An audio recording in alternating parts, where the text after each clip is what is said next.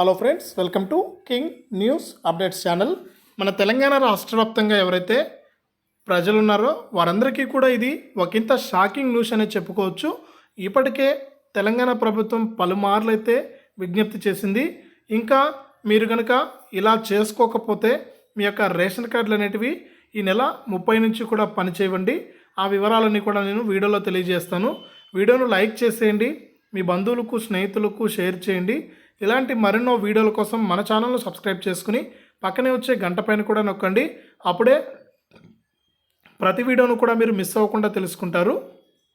ఇక వివరాల్లోకి వెళ్తే మన తెలంగాణ రాష్ట్ర వ్యాప్తంగా ఎవరైతే రేషన్ కార్డుదారులు ఉన్నారో వారందరికీ కూడా ఇది షాకింగ్ న్యూస్ అనేది చెప్పుకోవచ్చు. ఇప్పటికే తెలంగాణ ప్రభుత్వం పలుమార్లు అయితే విజ్ఞప్తి చేసింది. ఇక కేవలం 10 రోజులు మాత్రమే మనకు సమయం అయితే ఉంది.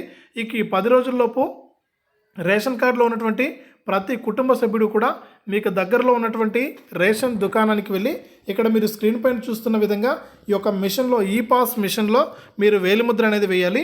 ఇక మీ రేషన్ కార్డులో ఎంతమంది సభ్యులు ఉంటారో అంతమంది కూడా ఈకేవైసీ అనేది చేయించుకోవాలి.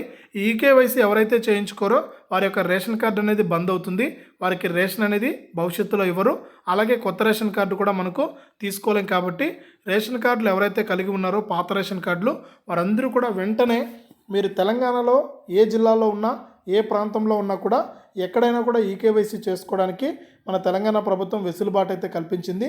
మీ యొక్క సొంత ఊరికే వెళ్ళి మీరు వేసుకోవాల్సిన ఈకేవైసీ వేయాల్సిన అవసరం లేదు. కాబట్టి మీకు దగ్గరలో ఉన్నటువంటి రేషన్ దుకాణానికి వెళ్ళి అక్కడ ఉన్నటువంటి ఈ-పాస్ మిషన్లో ఈ విధంగా మీరు మీ కుటుంబ సభ్యులు మీరు వేలిముద్ర అనేది వేసి మీ యొక్క రేషన్ కార్డును భద్రంగా ఉంచుకోండి.